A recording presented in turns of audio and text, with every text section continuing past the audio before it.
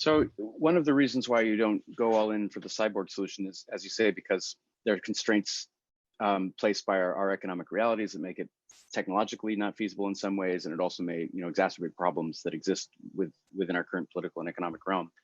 And Caroline, somebody or other, has a question that bears on this issue. So Caroline says, well, who owns and controls the technology of the future? How do we express consent or dissent?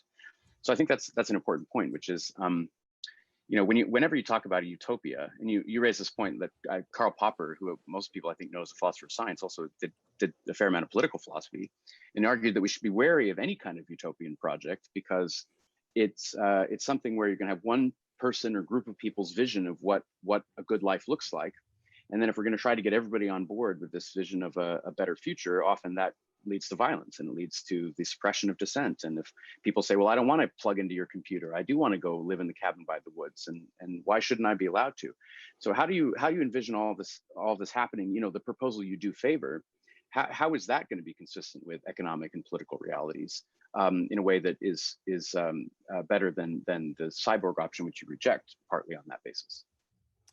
Yeah, so I mean, part of this kind of hinges on the vision of what a kind of utopian future would be, and as you say, what Popper is critiquing in his work on this, and other people who critique as well when it comes to utopian projects, is this notion of the utopia as a blueprint for the ideal society that one group, one individual, or one organization within society promotes. And the idea is that we just have to get to that reality. We just have to implement this blueprint and suddenly everything will be wonderful. And the problem with that in practice is that people disagree about the blueprint for the ideal society. You mightn't like the vision of the ideal world that is being promoted by, Antifa or by some other contrary extreme right organization.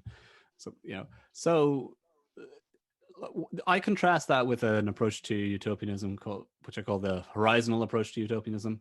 The terminology isn't mine. It comes from a philosopher called Christopher York, where the goal is not so much to implement a blueprint for the ideal future, but rather to maintain a dynamic and open future where we don't try to implement one vision of the good life. We allow many different visions to flourish side by side.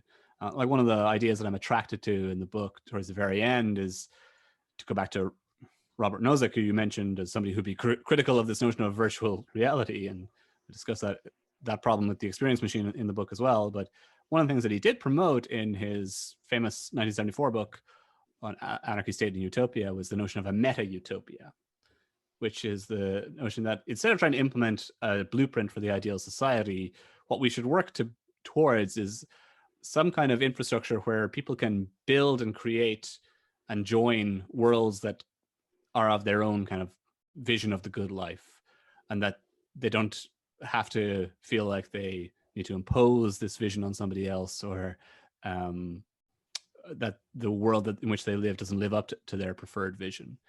So can I interject about this? So it might be that somebody doesn't have an explicit blueprint that they're meaning to impose on everyone and to kind of stamp out dissent and so forth. But one point that, feminists and other critics of technology will often raise is that there's often a lot of assumptions that are built into the technology itself that often comes from those who are responsible for producing it. And so, so who are all these computer programmers who are going to be creating the virtual reality in which we exist? And what kinds of values are going to be implicitly baked into the affordances that environment creates for us? And so the background political question here is, how do you make sure that there's enough representation of different sorts of viewpoints and values so that you don't actually short circuit some of this pluralism that you're recommending by, at the level of the people creating the technology, some of those possibilities are already precluded potentially. Sorry, I don't know what suddenly came over me there. It's probably because you asked a difficult question and I didn't know what to say. Right, yeah, just stalling. Yeah, stalling for time. Yeah. So, yeah, look, it's absolutely correct that technology isn't, value neutral, and it often has a value or ideology built into it, even if it's only implicit, and even if the designers and creators aren't conscious of the ideology that's built into it. It's still usually there in some sense.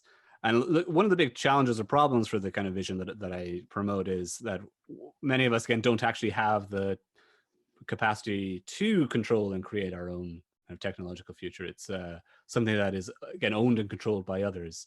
And I don't have like a straightforward solution to the political problem of how we get from where we currently are, which is a world in which that infrastructure is controlled by an elite few, to a world in which it's not controlled by an elite few.